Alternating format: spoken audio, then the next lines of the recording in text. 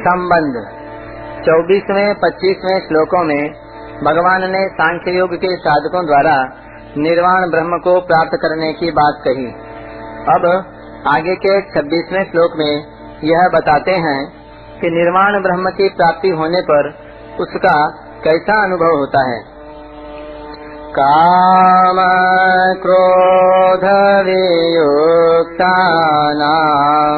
यतीनां यत चेतसाम् अभितो ब्रह्म निर्वाणं वर्तते विदितात्मनाम्। काम क्रोध से सर्वथा रहित जीते हुए मन वाले और स्वरूप का साक्षात्कार किए हुए सांख्य योगियों के लिए दोनों ओर से शरीर के रहते हुए अथवा शरीर छूटने के बाद निर्वाण ब्रह्म परिपूर्ण है। व्याख्या। काम क्रोध वियुक्तानां यतीनां। भगवान उपर्युक्त पदों से यह स्पष्ट कह रहे हैं कि सिद्ध महापुरुष में काम क्रोध आदि दोषों की गंध भी नहीं रहती। काम क्रोध आदि दोष उत्पत्ति विनाशशील असत पदार्थों के संबंध से उत्पन्न होते हैं, अर्थात शरीर, इंद्रियां, मन, बुद्धि आदि के संबंध से उत्पन्न होते हैं। सिद्ध महापुरुष को उत्पत्ति विनाश रहित सत तत्व में अपनी स्वाभाविक स्थिति का अनुभव हो जाता है, अतः उत्पत्ति विनाशशील असत पदार्थों से उसका संबंध सर्वथा नहीं रहता। उसके अनुभव में अपने कहलाने वाले शरीर, अंतःकरण सहित संपूर्ण संसार के साथ अपने संबंध का सर्वथा अभाव हो जाता है। अतः उसमें काम क्रोध आदि विकार कैसे उत्पन्न हो सकते हैं। यदि काम क्रोध सूक्ष्म रूप से भी हो तो अपने को जीवन मुक्त मान लेना भ्रम ही है। उत्पत्ति विनाशशील वस्तुओं की इच्छा को काम कहते हैं। काम अर्थात कामना अभाव में पैदा होती है। अभाव सदैव असत में रहता है। सत स्वरूप में अभाव है ही नहीं, परंतु जब स्वरूप असत से तादात्म्य कर लेता है तब असत अंश के अभाव को वह अपने में मान लेता है। अपने में अभाव मानने से ही कामना पैदा होती है और कामना पूर्ति में बाधा लगने पर क्रोध आ जाता है। इस प्रकार स्वरूप में कामना न होने पर भी तादात्म्य के कारण अपने में कामना की प्रतीति होती है, परंतु जिनका तादात्म्य नष्ट हो गया है और स्वरूप में स्वाभाविक स्थिति का अनुभव हो गया है, उन्हें स्वयं में असत के अभाव का अनुभव हो ही कैसे सकता है। साधन करने से काम क्रोध कम होते हैं, ऐसा साधकों का अनुभव है। जो चीज कम होने वाली होती है वह मिटने वाली होती है। अतः जिस साधन से ये काम क्रोध कम होते हैं उसी साधन से ये मिट भी जाते हैं।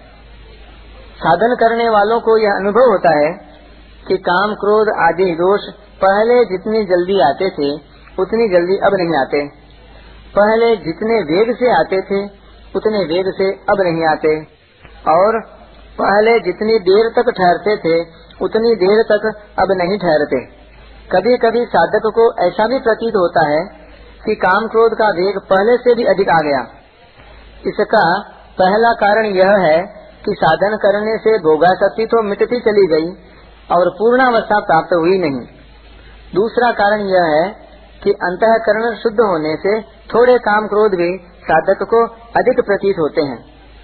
और तीसरा कारण यह है कि कोई मन के विरुद्ध कार्य करता है तो वह साधक को बुरा लगता है, पर साधक उसकी परवाह नहीं करता।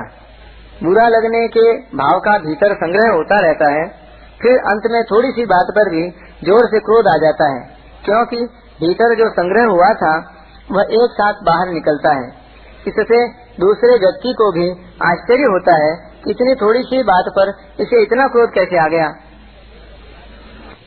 कभी कभी वृत्तियाँ ठीक होने से साधक को ऐसा प्रतीत होता है कि मेरी पूर्णावस्था हो गई, परंतु वास्तव में जब तक पूर्णावस्था का अनुभव करने वाला है तब तक व्यक्तित्व बना रहने से पूर्णावस्था हुई नहीं। यत चेतसाम। जब तक असत का संबंध रहता है तब तक मन वश में नहीं होता। असत का संबंध सर्वथा न रहने से महापुरुषों का कहलाने वाला मन स्वतः वश में रहता है। अभितो ब्रह्म निर्वाणम वर्तते विदितात्मनाम। अपने स्वरूप का वास्तविक बोध हो जाने से उन महापुरुषों को यहाँ विदितात्म नाम कहा गया है। तात्पर्य है कि जिस उद्देश्य को लेकर मनुष्य जन्म हुआ है और मनुष्य जन्म की इतनी महिमा गाई गई है, उसको उन्होंने प्राप्त कर लिया है। शरीर के रहते हुए अथवा शरीर छूटने के बाद नित्य निरंतर वे महापुरुष शांत ब्रह्म में ही स्थित रहते हैं। जैसे भिन्न भिन्न क्रियाओं को करते समय साधारण मनुष्यों की शरीर में स्थिति की मान्यता निरंतर रहती है, ऐसे ही भिन्न भिन्न क्रियाओं को करते समय उन महापुरुषों की स्थिति निरंतर एक ब्रह्म में ही रहती है। उनकी इस स्वाभाविक स्थिति में कभी थोड़ा भी अंतर नहीं आता, क्योंकि जिस विभाग में क्रियाएं होती हैं उस विभाग से असत से उनका कोई संबंध ही नहीं रहा।